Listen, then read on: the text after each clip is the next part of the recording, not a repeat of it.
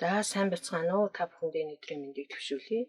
Сэлэнг аймгийн Мандал сумын 2 дугаар сургуулиас тэтгэвртэй гарсан биологийн багш тэгш жаргал байна. За боловсролын байгууллагт 35 жил ажилласан. За одоо ч мөн элсэлтийн ерөнхий шалгалтанд хүүхдүүд бэлдсээр л байгаа. За боловсролын байгууллагт ажилласан тэр цаг маань саяхан мэт боловч 35 жил өнгөрчээ. Тэгээ багш хүний гол хөдөлмөрийн одоо амжилтын үр дүн бол шав нартай минь холбоотой байдаг учраас үе үеийн он оны төгсөгчд болон надаар хичээл залгаж ирсэн шав нар та нартай баярлалаа. За өнөөдөр би залуу багш нартайгаа өөрийнхөө ажил амьдралаас хуваалцаж байгаадаа баяртай байна. Миний хувьд бол ер нь бол биологийн шинжилгээ маань өөрөө маш их агуулга ихтэй, нэр томьёо ихтэй, том шинжилгээ учраас энэ шинжилгээг заахад багшийн одоо бас өөрийн гэсэн арга барил багш болгонд байдаг ч боловч миний арга барил гэх юм бол би ер нь бол одоо 6 дугаар анги бол угаасаа байгалийн ухааны шинжилгээний нийлбэрээр хүүхдүүдэд таниулсан байдаг. 7, 8, 9 дугаар ангийн хүүхдүүд бол ерөнхийдөө биологийн шинжилгээний суурийг зааж байгаа учраас тэр хүүхдүүдэд бол яг өөрт нь хайх, ирж олох, суралцах ийм боломжийг бол бий олгодог байгаа. Тийм учраас хүүхдүүдийг өөрсдөр нь одоо тэр шинжилгээний талаар ямар нэгэн мэдээлэл өөрснөө ирж хаах, цуглуулах, түүнийг одоо дэвтэр дээрээ буулгах, зурах, схемлэх гэх мэтийн аргыг бол ер нь бол ашигладаг. За ахлагынгийн хүүхдүүдэд би ер нь тайлбартай лекц буюу лекцийн аргыг хэрэглэдэг. За лекцийн арга гэхээр одоо ер нь бол сургалтанд бол бас багш төвтэй буюу багш голлоод байна гэдэг одоо шүүмжилдэг тал байдаг л да. Гэхдээ биологийн шинжилгээнд бол лекцийн аргыг хэрэглэхгүй байхын аргагүй гэж би бол өөрөө тэгж үздэг. За ингээ ахлагынгийн хүүхдүүдэд зүгээр тайлбартай лекц гэж би юугаа хэлээд байна вэ гэхээр биологийн шинжилгээ өөрөө маш их агуулгатай байдаг учраас зөвхөн одоо лекцлээд л бичүүлээд байхыг хэлээд байгаа юм биш. Заавал багш тайлбарлах, багшийн оролцоол түлхүү байхгүй болдоггүй юм шинжилгээ учраас тайлбарлах, ярилцах, хамтрах, зурах, схемлэх гэх мэтлэнгээр олон одоо аргууд дундаас ерөнхийдөө лекцийн аргыг түлхүү ашигладаг байгаа. За ингээд ер нь бол хүүхдүүд маань өөрөө багшийн одоо хэлж байгаа ярьж байгааг бичээд, уншаад, суугаад сурцсан ахлагынгийн хүүхдүүд учраас ер нь бол бичих, зурах, схемлэх арга бол ахлагынгийн хүүхдүүд бол ер нь боломжийн гэж би үздэг.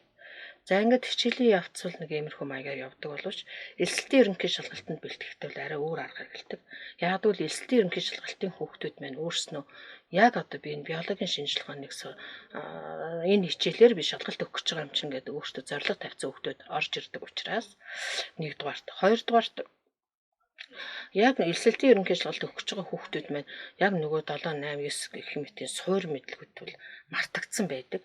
За ийм учраас дахиад л би тэр хүүхдүүдэд бас л дахин сэргээн сануулгах, лекцлэх, бичүүлэх, схемлэх гэх мэтийн арга хэрэглэхээс гадна он оны одоо өөрсдийнхөө бэлдсэн буюу багш нарын бэлдсэн он оны тестийг бол их түлхүү ашигладаг. Ягаад гэвэл тэр тестэнд одоо бүх одоо стандарт мэдлэг бол багтсан байдаг учраас тэрийг бол багш дахин сэргэн ярилцах, хамтарч ярилцах гэх мэтлэнгээр одоо голдуу лекцийн тайлбарлах тэгээд тестэн дээр ажиллах аргыг бол түлхүү ашигладаг. За яагаад энэ тестэн дээр илүү их түлхүү ашиглаад ажилуулад байдаг юм бэ гэхээр хүүхдүүдэд эхлээд онлоо хэлээд өгсөн байгаа шүү дээ. Онл хэлээд өгчөөд онлоо хамтарч ярьчаад байгаа хэрнээ тестэн дээр ажиллах дадлага бол дутаад идэг. Ийм учраас тестэн дээр ажиллаулаад тэн дээр нь түшиглээд дахин нөгөө мартсан мэдлэгийн сэргээн дадлагжуулах маягаар ингэж хичээлээ явуулдаг. Ийшээ элсэлтийн ерөнхий шалгалтаач ингэж бэлддэг. За ингээд элсэлтийн ерөнхий шалгалтч байсан, хичээлийн явцч байсан. Ер нь багш ганцаараа гололдгүй шүү дээ. Ер нь ихэнхдээ хүүхдийн маань өөрсдийн итвэх чармаалт маш их өндөр үр дүнтэй байдаг учраас миний бэлдээд байгаа хүүхдүүд ганц багшийн миний одоо юуч биш, гавьяач биш. Тэр хүүхдүүд маань өөрснөө мундаг октод, мундаг хүүхдүүд ингээд суралцж байгаа учраас тэд нар маань өөрснөө голдуу одоо чиглүүлээд өчгөр ингээд аваад явцдаг. За ийм учраас хүүхдүүд маань амжилтанд хүрээд байдаг байх гэж би боддог. Бидний сүүлийн үеийн залуу багш нар бол ерөнхийдөө бол маш их олон янзын мэдлэг мэдээлэлтэй болцсон учраас надад хэлүүлтгүү бүхий л юм өөрснийхөө чадлаар хийж ингээд сурагчтай хөгжүүлж явдаг байх. Тэгэхээр багшийн бас нэг миний нэг бодож явдаг юм бол ерөөсөө багшин өөрхийн мэрэгчлээ бол чадварлаг байх хэвээр. Байнга өөрийгөө хөгжүүлж явах хэвээр. Ингээд та бүхэнтэй залуу багш нартай илүү их амжилттай сайн багш болоорой.